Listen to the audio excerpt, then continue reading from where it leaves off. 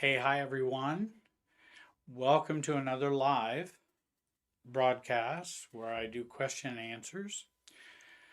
This one involves at least the beginning, though you can ask any question you'd like to ask. This one I'm going to be talking a little bit about boundaries and relationships.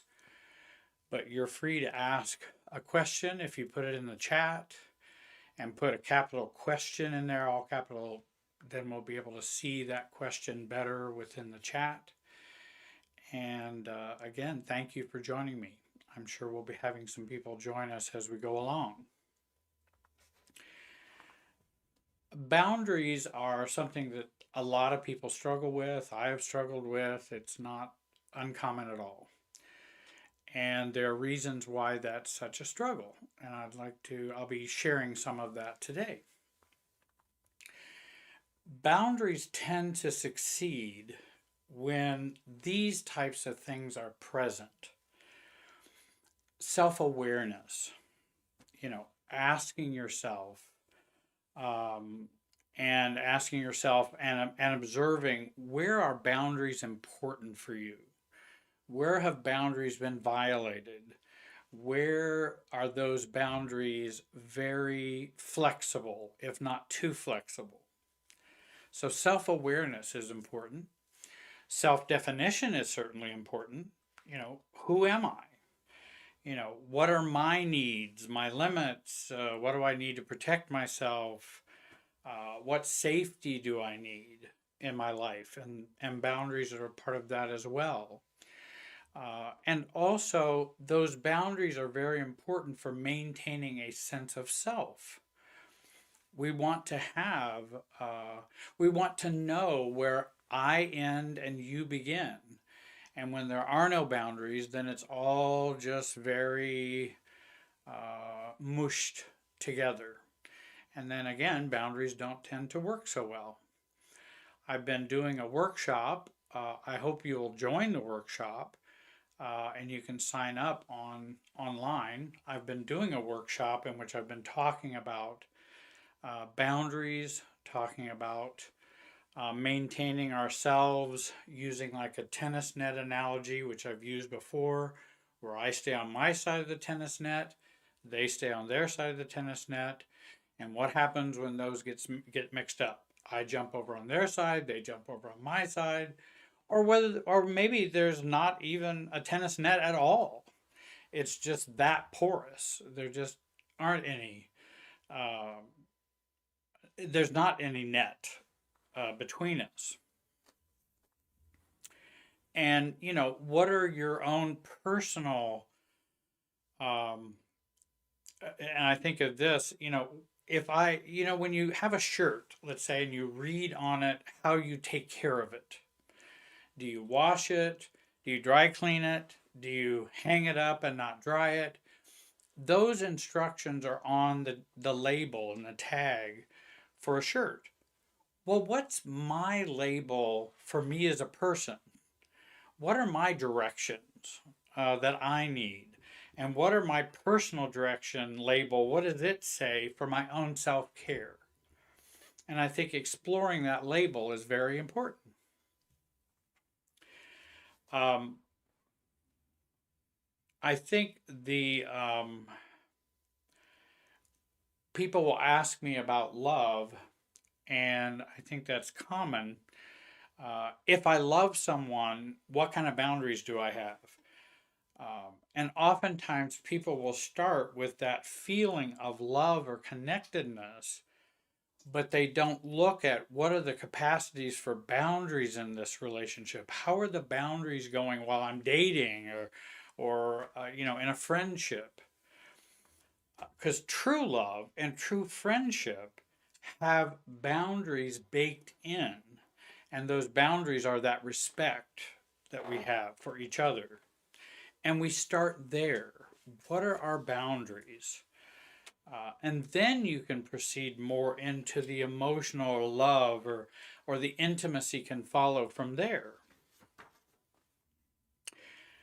I've had some questions that people have asked of me, and as we go along, if you have a question you'd like me to help you with, you can write it. I would recommend again that you make it a short question, as short as you can, because it's hard to read paragraph after paragraph and then come up with the question. You could even start with the question and then put your background in there if you need a paragraph or something to say something about the situation. First of all, I was asked, hey, Jana asked Jerry, my boundaries get trampled on by everyone around me. What can I do? Well, Jana, let me share with you. If our boundaries are getting trampled upon, oftentimes they're not really boundaries, they're wishes or hope for requests. Um, the and or they may be things in which we feel, well, that would just be reasonable if you would do this. Well, not everyone's reasonable. Not everybody's listening to your wishes. Not everybody wants to follow those. Whereas boundaries are more non negotiable. In other words, they are where I stand, they are where I'm at. And if we don't have a strong sense of self, then we're going to have boundaries that are negotiable. We're going to have it be wishes. We're going to have it be wants. And people will read into us and will read into that. Oh, they don't have boundaries. I don't really have to respect what they want or need because they're not non negotiable. They're very negotiable and very flexible. So, what I recommend to people, and Jana, what I would recommend is then we don't start with boundaries. Because if you start with boundaries and everybody's always walking all over them, then if you start with boundaries, it's going to be difficult and it's going to be hard to pursue that. So I would start with the self. And I would start with starting to increase the love for myself. I would focus on that and start to focus on detachment, where I get to know me apart from what they want and apart from what they need, but I would get to know me better. So, again, not starting with boundaries, I would start with me. I would also take a look at my negative or distorted thinking because there's probably a lot of that going on. And then I would also want to work on my anxiety and try to bring my anxiety down so that I can be more non negotiable in a matter of fact, mature way with my boundaries. And we can say that in a way that doesn't have to be confrontive or, or combative. We can just begin to be more firm. Again, if we start with ourself first. One thing I would suggest, Jana, you might try is when a boundary is broken or ignored, what are you thinking? What are you feeling? And where did those thoughts and feelings begin? Because they probably just didn't start with this current situation. You have probably been functioning out of these thoughts and feelings for a long time. And so taking a look at the archaeology of that and exploring the archaeology of that, I believe would be helpful in beginning to explore why boundaries are not being respected. So, where did these begin? Am I still channeling the patterns that I did in my family of origin or in my past? Am I still channeling that way of operating? Because oftentimes we do, and then we wonder, well, why doesn't anybody respect my boundaries? Well, because our boundaries weren't respected when we were children. So we need to go back, reframe, and reparent ourselves so that we can have boundaries that could be respected. You could do some journaling about it. You could get a coach or a therapist to help you with that, so you can begin to build more of a sense of backbone. But again, that backbone is not being mean or angry. That's not what backbone is. Backbone is have greater self-confidence. I can manage my calmness and my anxiety. I can manage my anxiety down to greater calmness, not perfect calmness, but greater calmness. And then I can begin to, uh, as we say, assert ourselves. Because many times I think we assert our boundary, but we're not asserting ourselves. And if you assert a boundary, but you don't have the self to back it up, it's probably not going to work so well. And I think even in his book, Boundaries and Relationships by Charles Whitfield, he talks about the importance of that. And I think he's right on the money. And I would recommend that, again, we start with asserting and learning about ourselves versus just asserting boundaries. Okay, here's my boundary. You're going to have to, you're going to have to hold to it. Well, oftentimes we haven't thought about the 3 stages of resistance that we're going to get with boundaries, especially if we're not used to doing it, and they're not used to hearing boundaries from us. If they're not used to it, they're going to say first, why are you all sensitive and why are you doing this? Kind of stage 1 of resistance, stage 2 of resistance is, I don't want to do that. This is what I believe we should do. And you need to stop thinking that way. That's kind of stage 2 resistance. And then stage 3 resistance is you need to stop these boundaries or else. And that if we have a greater sense of self, we'll be able to go through that entire process and come out on the other end where it is important for them to adjust to our boundaries than us adjusting our boundaries to them or adjusting ourselves to them. Jamie asked a question. Please tell me how boundaries do not mean I don't love you. And I've talked about that before in some different videos that I've put up on the YouTube channel here. And I think that's an important topic and a great question, Jamie. When we have relationships that are more enmeshed, more fused, more codependent, however you want to describe that, where we tend to have more fear, obligation, and guilt that we've learned from that. When we have those kinds of relationships, then any type of self-differentiation is going to feel foreign, awkward, and for many of them, unkind or unloving. Well, you're not loving me like you've always loved me by just going along and getting along, or accepting my will and giving up yours.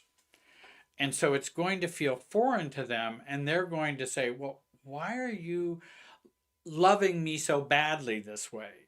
Don't you care about me?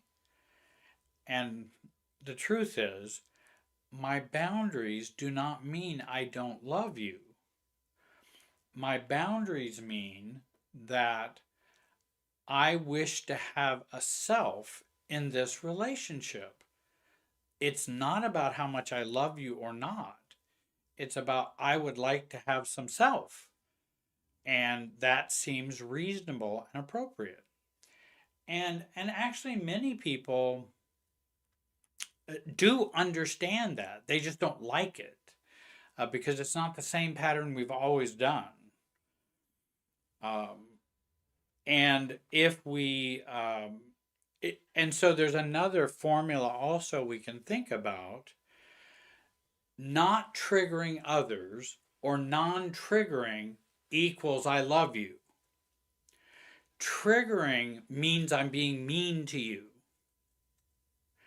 Well, you have to begin to unlearn that belief first, that that's not true. That's a maybe family of origin systems belief, and it triggers in our emotional system too. Those are family of origin beliefs, but they may not be true. And I don't buy into those. I came to a place where I'm going, wait a minute, I don't buy into that. Just because you're triggered doesn't mean I don't love you. It just means you're triggered. And that love doesn't equal me just never pinging you, or never disagreeing with you, or never being different from you. Let's talk. I got an example where, say, a mom tells her, 27-year-old son, I can't financially keep supporting you. So I will need to make some changes. The son becomes upset.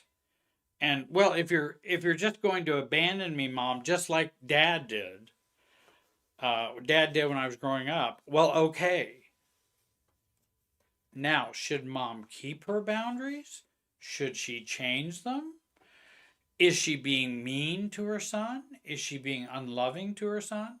And she remembers, mom even remembers that dad wasn't very supportive and was abandoning of her son. And sometimes out of our guilt, we then won't hold to those boundaries because, oh, my son did have a hard time growing up, and I was married to him, and he was not very nice, and it just didn't work out very well. So that was all my fault. So I guess I need to financially support him until he's 87 years old. Well, that's not adulthood. It's neither adulthood or maturity for your son or for the mom. And um, and I think that's where it is not unloving to set boundaries, because you're asserting a self, because you have to take care of yourself, and you have to be kind and loving yourself. And I believe it's very important that we take care of self first. That's not narcissistic. That is adult, healthy life.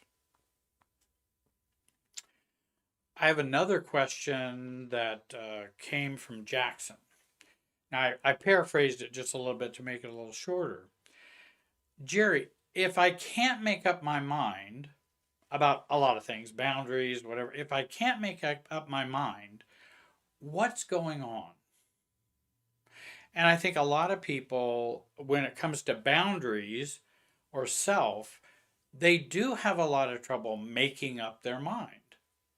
And I know that's an experience we probably all had, where I just can't decide what is the right thing to do. What's the right amount of boundary? Should it be a boundary A, a boundary B, a boundary C? I don't know, or no boundary at all. I think that's um, a real struggle for many of us.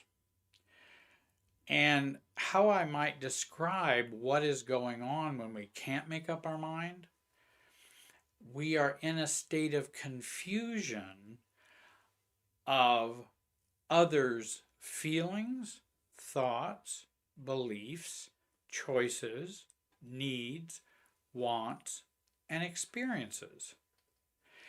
And we have a confusion of all that within us that's others' feelings, others' beliefs, others' choices. Then we have ours in there, and they just all get muddied together. And if they all get muddied together, then we're going to go, I can't make up my mind. So we have too much of the other inside of us. And then we can't choose. And that's why a lot of people, I'll say, well, what would your boundary be? What would you choose to do? Oh, I don't know. Because if I do that, I'll feel guilty. If I do that, they'll be upset. And I'm going, so all of those choices are based on them versus you. And that's kind of a sponge experience. We've kind of been spongy We've taken in other people's beliefs and needs and wants, and that's inside of us rolling around. And again, we don't know where I end and they begin. We're all just mixed together with a mixer, and it's all in there. We're going to have that struggle of, I can't make up my mind. We're absorbing too much, absorbing way too much. And now I don't have a clear inner life. It's too crowded in there. And that's when we'll also go, I can't make up my mind. I might suggest, Jackson, to you that you might use this question. And what I try to do is to kind of bracket or set on the shelf others' feelings, beliefs, experiences, needs, wants, thoughts. I try to put that on a shelf to decide what I would want. And I'll use a question like this, and maybe this would be of help to some folks. If I didn't feel guilty, what would I choose? In this situation, if everyone would be just fine with what I decide, and I'll go, oh, Jerry, that's great. We support you. We care about you. We love you. Whatever you do is fine with us. If I had that going on, what would I choose?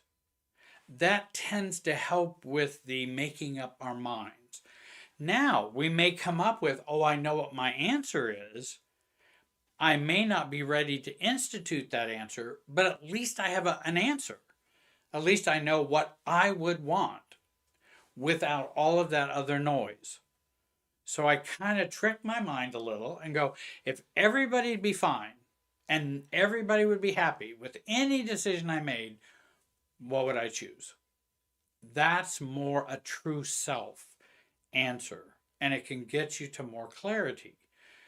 Then if you have trouble instituting that, then you may need some help. You may need to work on, or maybe read the book, Boundaries and Relationships. You may need to do some work on, what do I need to do to prepare to institute that true choice and belief that I have. I hope that's a help to you. Let me ask, I think we have Aisha, who is,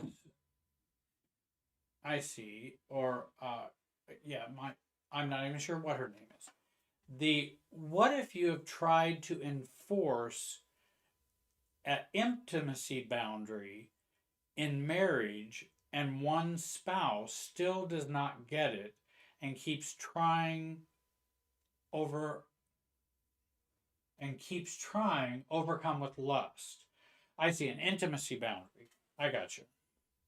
Well, and that's not an uncommon that is not an uncommon problem that a lot of couples get into that difficulty. And I believe that once a couple is struggling with that difficulty, that you really want to, you're in a situation in which you may need a mediator, or you may need someone to help you with that. I think the other thing that we want to do in that situation is, again, if my husband would be okay with anything, what would I choose to do? And that's where I need to start, because he may want to have many other things going on in the relationship or in the intimacy area, but you are a part of the marriage as well. And so your self matters in the relationship. And that mattering is very important. If he is unhappy with that dilemma or with your stand, then you can say, well, if you're unhappy with that, then maybe we should go and talk to someone. Or maybe you should go and talk to someone. Because the solution is not just for me to give in and do whatever you want. That's not the solution. Certainly, maybe in the past you have tried that. And I've had couples where that's been the case. They have tried, but it's just, it's just not feasible. And so I think having that heart to heart conversation with your husband or your wife, where you're clear about where you are, they may not be happy with that, but at least you are clear. And you can say, this is not about whether I care about you or not. This is about me being clear for me. I do care about the relationship. I do know we have shared life, but shared life doesn't mean zero boundaries for anybody. That isn't what shared life means, and that's not what marriage means. So I hope that's a help to you. Is there another one down lower? I have another question. So I think, again, getting some help, particularly if you have that area or it's a conflict, that it might be good to get some assistance with that, because my hunch is, and maybe this would be a help to you with regard to that question. Usually, intimacy issues or even sexual issues are not what the root issue is. It doesn't mean it's not important. It doesn't mean intimate life in a marriage is not important. It is. But it usually is not the real problem. It's a symptom. And so getting underneath the problem is what I found to be most helpful. And you might need help with that, or you might want to read some books on, marital intimacy.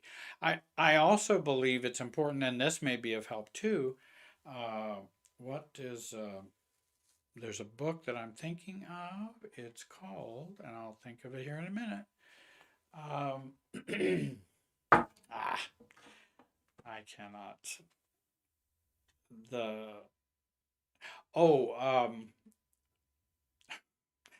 It'll come to me. When it comes to me, I'll remind you of what that is. It's a book about how couples operate, and what things destroy marital intimacy, romance, and love in a relationship. And I really would recommend that, and hopefully it will come to me. If not, you can write to me and I can send that to you. Send me an email.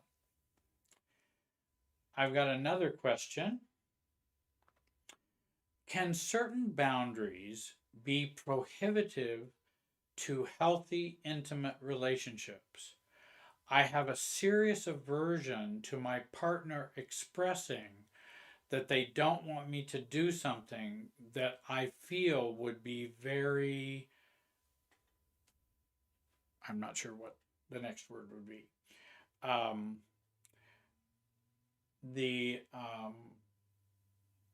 And yes, I think certainly boundaries can be prohibitive to healthy, intimate relationships. And I believe that's where having a unified couple is so important. And oftentimes, I feel it would be very important to my own healing. I got you. Well, and I think it is important that you do focus on your own healing. I'm not sure what that boundary is, but I do believe that can happen. Oftentimes, troubling boundaries come out of our own immaturities. And that's what can be problematic with where boundaries can be prohibitively a trouble with our health, our relationship, our love, our intimacy. But oftentimes those kinds of boundaries come out of our immaturity. And I think about a couplehood coupleship and a marriage being a relationship where we, we, we don't go into it to have it all our own way. We have shared life, and accepting the other partner is so very important. Now, I understand that some partners are very immature, very dysfunctional, came from dysfunctional families, all those kinds of things. But that's where we have to say, you've got to step up and work on those things if we're going to have a decent relationship. And again, I think just what you were sharing in that question, that when someone sets a boundary like that, that creates difficulties for their partner, is it an immature boundary, or is it something that we want to work together on? And so there are questions we ask about those particular boundaries. But I know one thing we can't give up is our own sense of wellness, self care, love. Boundaries should, no one should be asking or putting boundaries up that inhibit that. That why would we want to do that in a loving marriage? And I understand marriages can be quite complicated, having worked with them for many, many decades. And I know it can be a problem and can be difficult.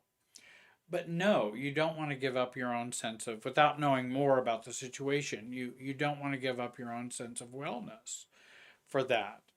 Even if you have to not, you can say, hey, even for this period of time, you know, um, that boundary is just not helpful for me.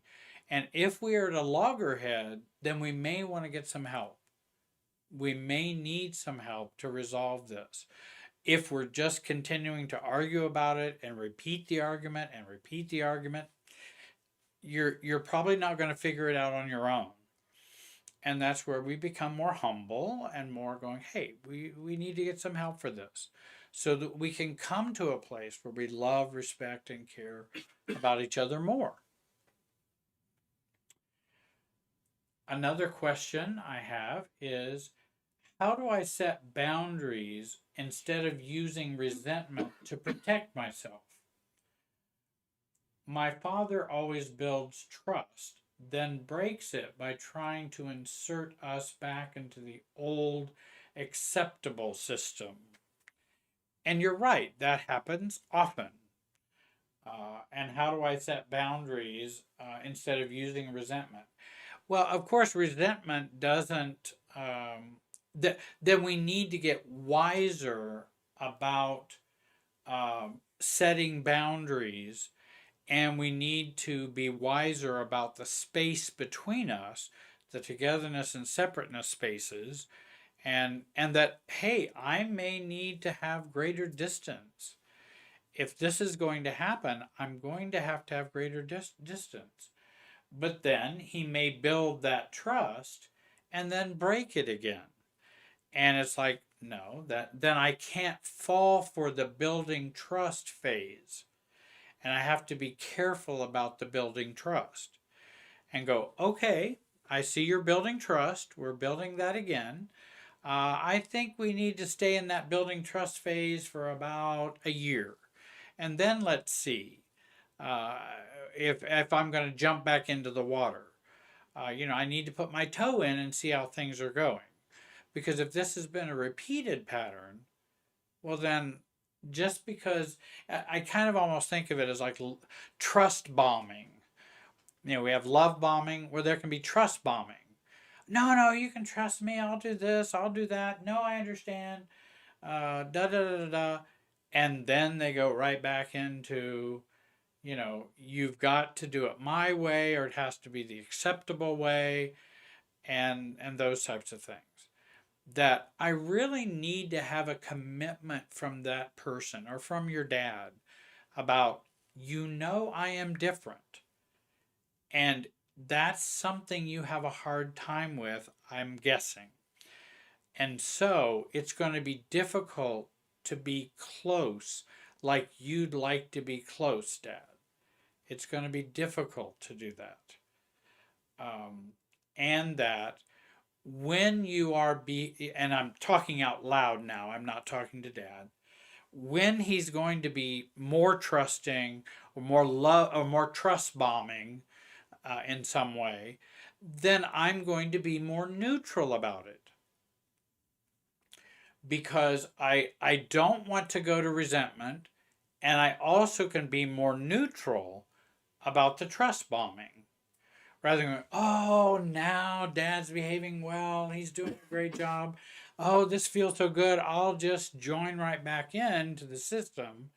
And then we get clipped again and have to do it the way the system has to do it. And so we might want to provide just a little more distance between them and me, so that in time they might respect me a little more. That that I, even though I'd like to have a better relationship, I'd like for this to work out well, which I'm sure you would, but then I wouldn't jump right back in. And I could even say I'm appreciative of the trust, I'm appreciative of this, but I would hold myself back rather than diving into the trust bombing until that pattern has either changed or has demonstrated itself to be different. I hope that helps. We now do, I think, is this a continuation of the same question? No? Okay. We now do small talks weekly, and even though I'm fairly far away, it usually gets me hyper vigilant, afraid my trust is again misplaced. How do I give myself the reasonable expectation in our relationship? Well, and that's accepting the way the relationship is. And I would be I would be hesitant about oversharing. Why do you, can you pull that back up just a little bit so I can see that? When it comes to, when you're far away and you have small talks, um, and then you put trust in this and you have some hypervigilance, there may be a good reason why you would have some hypervigilance, especially if that trust or if that relationship has the rug pulled out from underneath you at some point. Then I think we have to take a look at accepting the reality of, this is the person, this is the relationship that I have, this is the way they react and respond. I probably should not pursue too much trust or be too vulnerable in this case. Now, why would that not be satisfying? And I think that's a question to ask. Why do I need to pursue this relationship? I understand that we want to, and we'd like relationships to be a certain way. I definitely understand that. And we'd like to have a good relationship with family or friends but we also don't want to be caught in our fantasies about what we think we can get. I mean, if this is a father, for example, I definitely would love to have the father who loves me, trusts me, and doesn't pull the rug out from underneath me. But if he does, then I'm going to have to accept that. Now, what kind of relationship am I going to have with him? What is that going to look like? And if I'm hoping to get needs met in that relationship that I feel need to be met, then I may need to take a look at those needs and meet them myself or meet them in other ways. And again, it doesn't mean I have to cut off dad or cut off the family member. It just means I'm going to have to meet those needs myself, or I'm going to have to meet them in another way. An additional question: should I lower my standards if keeping my boundaries lead to the relationship ending? That's a tough question. You're right. Um, should we lower our standards? That's and again, that's a indicative of problems that are from the past that are now visiting me in the present. Um, and certainly, you can lower your boundaries, and the relationship won't end, or might not end if you lower your boundaries. But then you're talking about a, a bad choice versus a bad choice. And again, when you get into those kinds of situations, it might be good to have some guidance to help you with that. Um, because, and again, I don't know much more about the relationship. Um, if you, if there is enough in the relationship that is good, and lowering the standards of the boundaries will not violate your sense of self, you may accommodate or negotiate with someone, because I don't get everything when I'm in a relationship. I know that. There's give and take, there's we-ness, there's I-ness. But if it crosses a line where it really uh, invalidates or strikes a bad chord in who I am and who myself is, then I've got to take a look at what am I going to do with this relationship? Can I let it go? And if I can't, why not? If I would like to keep it, are we ready to be mature and go get help to make this work?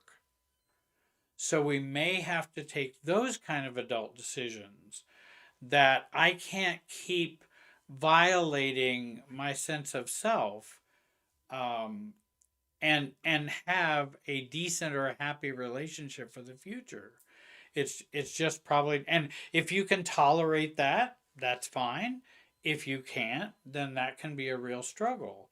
And it eventually, when we have that kind of Demetra, when we have that kind of conundrum, I find what happens is the relationship tends to erode.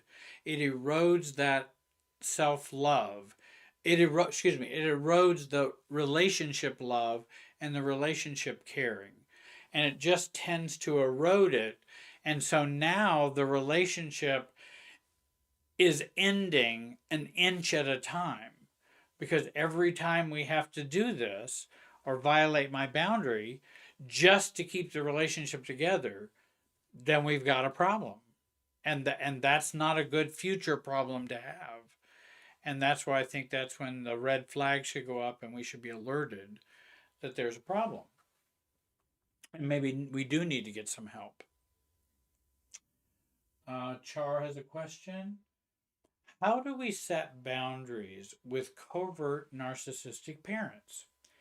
Is intentional disappointment one of the ways?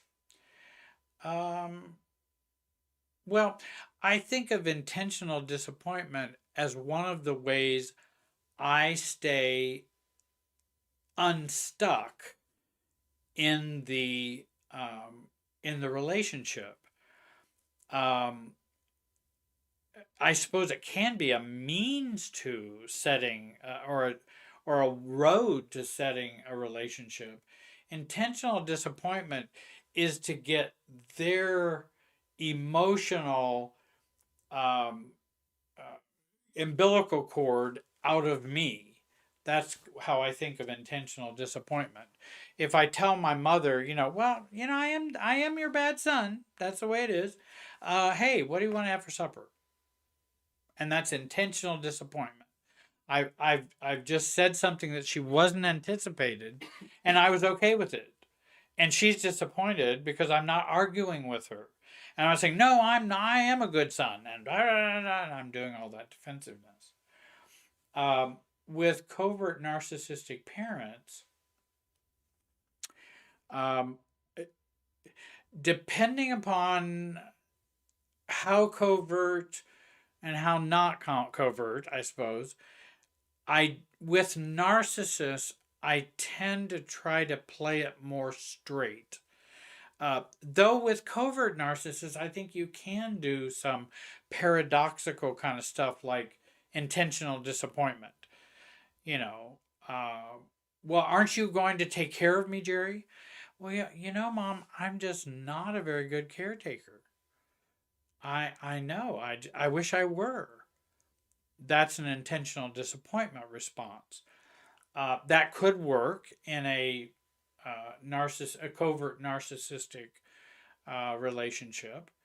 Um, Otherwise, I do like to kind of keep it straight and go, Mom, I know, or Dad, I know this is what you would like me to do, but my preference is to do this.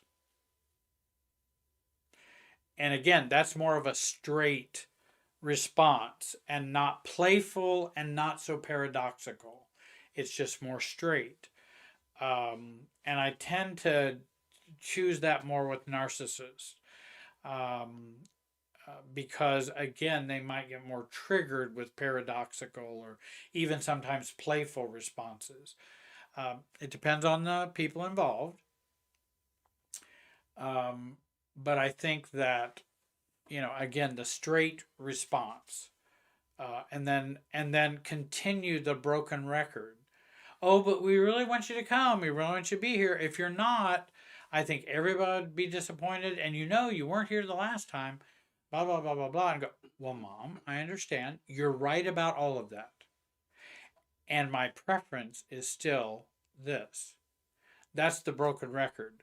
I agree or accept everything they say, and then I add my preference at the end, no matter what they say. Jerry, you're a terrible son that you're not going to be there when all the family's going to be there. You're probably right. I probably am a terrible son, but this is what I would prefer to do. And I do the broken record until they get frustrated or give up. And because, and they also sense I'm kind of going to be immovable. And I want to kind of express that immovability, but not unkindly or meanly, just immovable. Um, Sage asks, how do I stay physically grounded when setting boundaries? I wind up being really clumsy, like I don't even know where I am physically standing, like I feel squeezed out of myself. Yeah, boundaries can really challenge our inner life and our inner emotions. And with well, I think the when setting boundaries, we have to do work before we get to the boundaries, which is grounding ourselves before. Even grounding myself, I've even used an index card where I put on there what I'm going to say. That this is what I'm going to say. I don't have to worry about what I'm going to say. I don't have to worry about that. It's already written down here. All I got to worry about is managing me and staying grounded, feeling the earth underneath my feet and feeling my feet planted on the earth. And I feel held up by the earth. And then I share what's on the card. That keeps me from clumsiness. It keeps me from, because sometimes I have to do it ad hoc or just off the cuff. If I'm not used to doing it, I'll be more clumsy. I just don't even know where I'm at and what I'm doing. And so I might use something like that to be of help to me so I have less I have to think about. And I would think through what I have to put on the card. I would think over that and make sure that's what I want to say. It's best to set boundaries without a lot of explanation, short, to the point, and clear. And if possible, neutrally, to say it neutrally. That tends to be a better approach than, okay, I'm just going to do it off the cuff. And then I start explaining. Then I start defending. Then I start, doing things like that. Then I get more clumsy. Then I go, well, I didn't mean that. I meant, then I'm off script. And I may need to learn to be scripted before I can go off script. And I've done that to just, this is what I'm practicing. I'm going to say, and then I'm going to stop. I think if you've listened to a video of mine on the family dinner or the family prayer, I was a pastor at that time. My father had passed away. Everybody looks to me, mom looks to me, hey, you're going to be giving the prayer before every meal whenever we gather as a family. That was all decided without asking me, without consulting with me. That was just an assumption and an expectation. Well, if I don't really want to do that, what do I do? Should I say no? I mean, am I being mean? Am I being mean to mom? Am I being uncooperative with the family? But the thing was, it was really putting a burden or making a role for me that I hadn't chosen. I'm not the family pastor. I'm not the family's pastor. That isn't what I wanted to be. I just wanted to be a family member when I came here. And so I began to think, okay, what's my plan? My plan is to go to mom in a calm way and share with her what I'd like to do. I did that several times. She ignored it several times. So I knew we were going to come, that it was going to come to a head when we actually got to the dinner. Because I could tell she just wasn't hearing it, not wanting it. It's my job, and that's all there is to it. And so I had prepared what I was going to say. And I felt nervous. I felt anxious. But I knew what I was going to say. No more, no less. And so I said it briefly in front of everyone. And then what I put on there is stop, say nothing more. Because otherwise I'm going to try to take care of everybody's feelings by talking more or apologizing or giving in or whatever. And I didn't want to do that. So I simply had it listed very briefly what I wanted to say, memorized it, it wasn't very long, and just stated it. It was something like, Mom, I just wanted to say that we had talked about this, and my preference was that I was not wanting to be the one who gave the prayer for every meal at our family. Silence. I wasn't going to decide who should do it. I wasn't going to decide that she should do it. This is our family. We can do whatever. And I also know anybody here could pray for the meal. All I needed to do was to express my boundary. And it was very scary. But I also knew when to stop talking. And let others feel the discomfort rather than me feel the discomfort of every time I come, I got to do this. Or I'll even avoid family gatherings so that I don't have to do it. And that would be avoidant, which I've done too.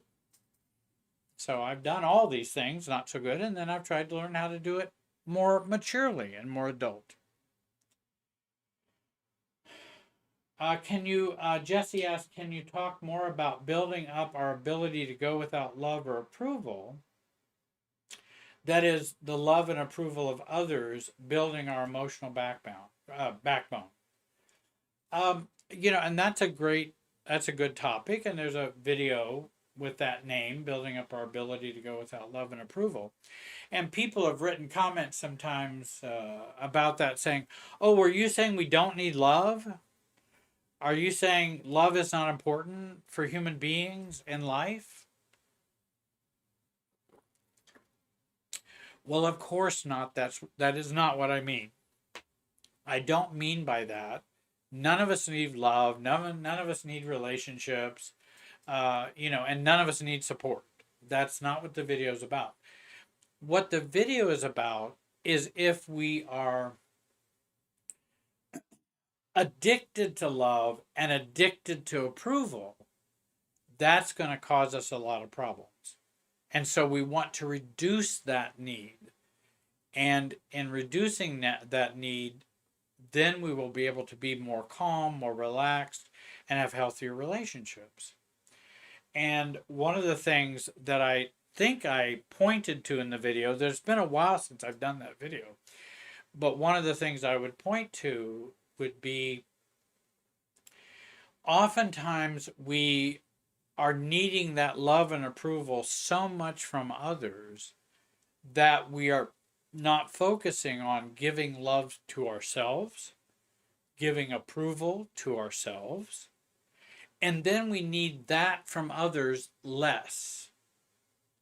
We're not as, it's not a game in which, well, if I don't get it from them, then there is none. No, if I don't get it from them, or if you're saying I don't need it as much, where do I get that from? I get that from me. I get that from ourselves. We get that from us. And that's often what has been lacking and why we've been so love seeking, approval seeking, acceptance seeking.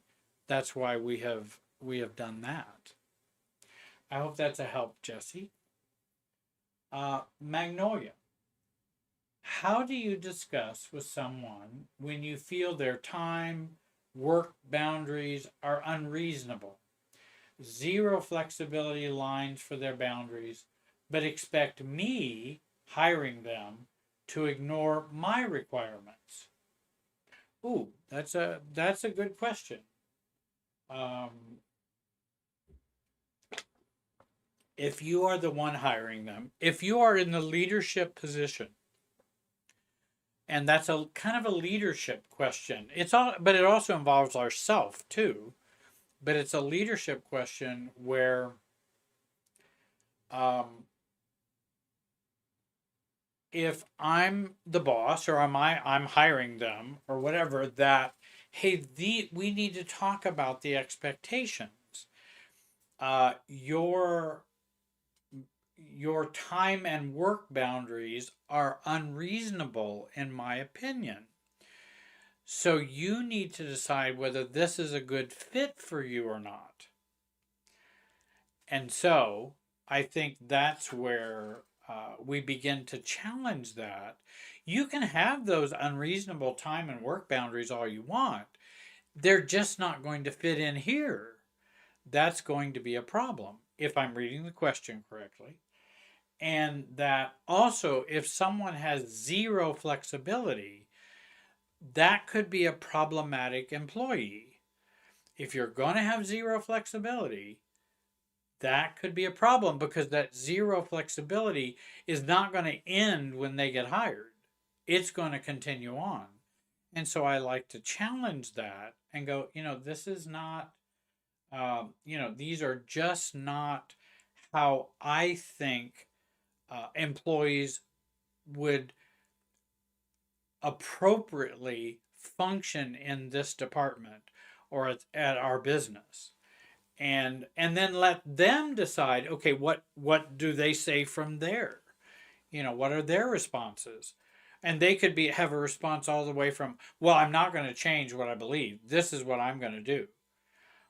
Well, if that's what you're going to do, then you may need to do it somewhere else.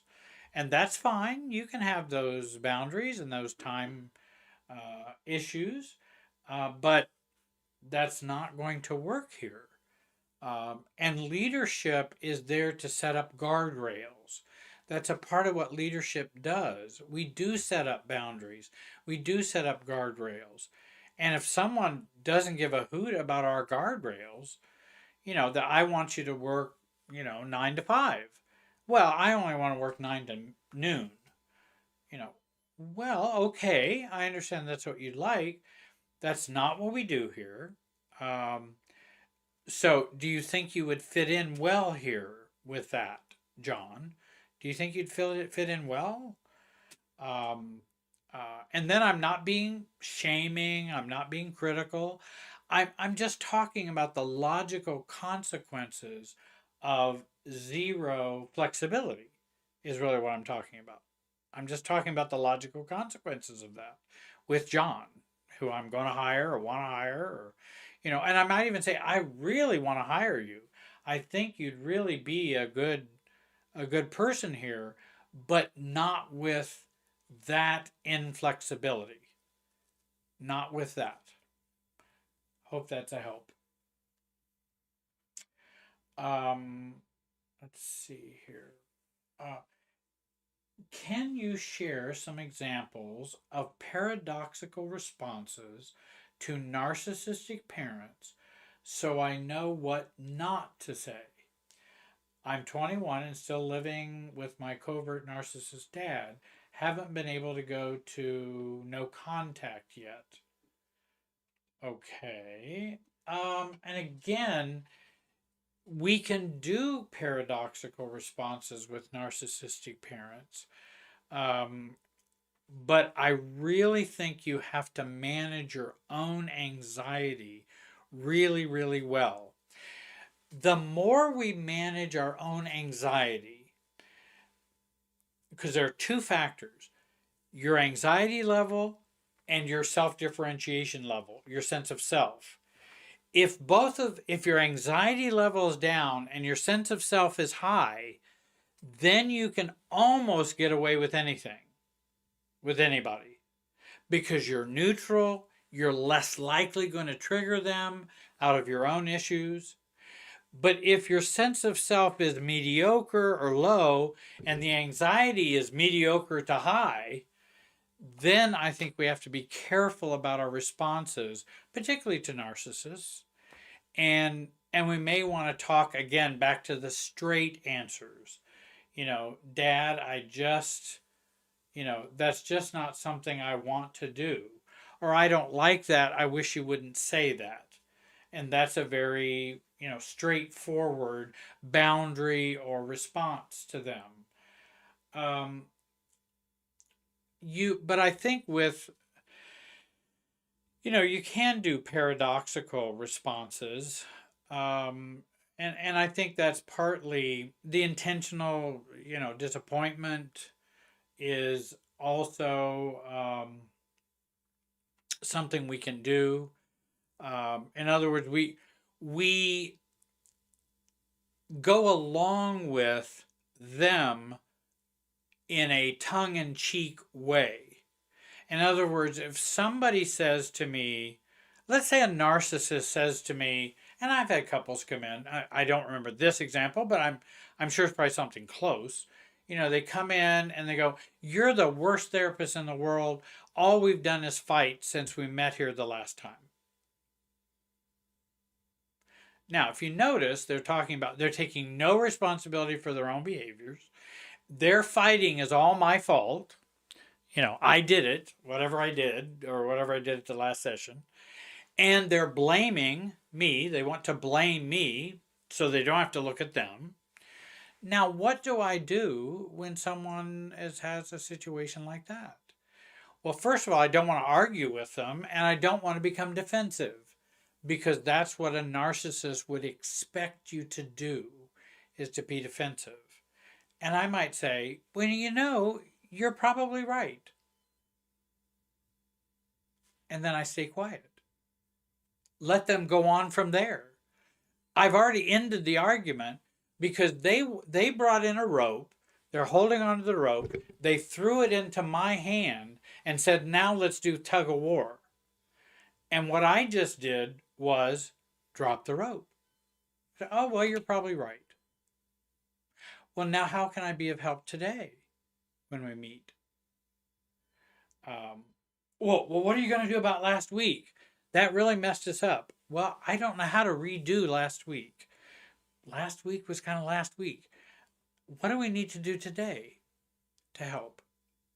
that's one response that would be kind of paradoxical, um, because I'm not really agreeing with them that I'm the worst therapist in the world and I've caused all their marital problems. I'm just saying in that statement, oh, you're probably right.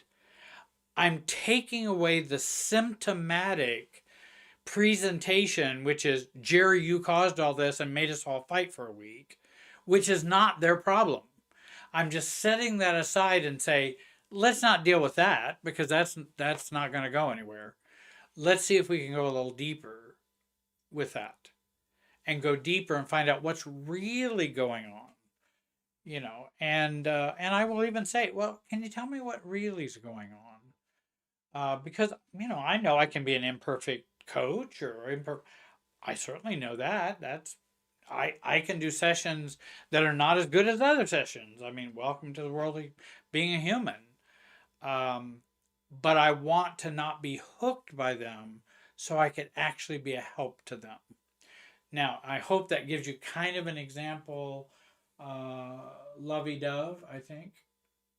Uh, and the as an example of a paradoxical response. And if I had a few more details, I might be able to help a little more. I've got the next question is, how do I deal with my sister who copies everything I do and turns it into competition? I want some individuality. I want to do my masters. She wants to do the same. It's so exhausting. Great question, Aquare. It's it is a great question. Um, and first of all, it's like, uh, how do I deal with my sister? And of course, I get this question a lot from a lot of people. How do I deal with them? And I said, well, your question already sets up the problem. You're emotionally dealing with them. Stop emotionally dealing with them. That's why we get so exhausted. We absorb them and then we're just frustrated by everything they do. And so, what we want to work towards is more detachment and differentiation. We can even do that in a paradoxical way. Speaking of Lovey Dove's question before, we can even be paradoxical and go, hey, sis, I think it's great that you want to do a master's degree. I think that's just wonderful. I wish you all the best. And tell me tell me how it goes. That's the opposite of how you feel, right? Well, I'm flexing myself and flexing a self to change the polarity and to change the pattern between us. Just like I did with the couple that came in and said, I'm all of their problems. I'll go, okay, well, you are. Or I am. Okay, that's fine. Now where do we go? And you're telling us, hey, I'm thrilled that you want to do this master's degree. Because as long as you stay pursuing her by dealing with her emotionally and by being exhausted about it, as long as you are pursuing her with those feelings, then that pattern's probably going to continue. And so we want to begin to, what would happen, Aquare? What would happen if emotionally you gave up dealing with her, thinking about her, fussing about her, obsessing about her, and you gave up being exhausted or mad at her or frustrated that she's always competing? What would happen if you gave that all up? What would be the downsides of that? What would be the downsides? And I think that would be worth exploring to find out what those might be. Because again, how is being exhausted, dealing with your sister who competes with you, how does that destroy your individuality? If someone wants to compete with me and do everything I do, that doesn't have to destroy my individuality. In some ways, it's destroying theirs, not mine, if they want to copy me. Now, if she's always done that, then it's probably been an age old problem that started way back in our childhood. And that has continued. And I can understand it being frustrating. But if I gave up that frustration and did not care, what would happen? What would be the downsides again? The other thing we can work on is I am not ready to let go of my anger, exhaustion, and dealing with my sister yet. And continue to repeat that so that I can find greater calmness. Well, we have come to the end of our time, and I want to thank you all for joining me today. I hope it was a help in hearing some answers to some questions. I hope you'll join me for a workshop. Please go to the website, and I appreciate you being here today. You have a great day. Bye bye.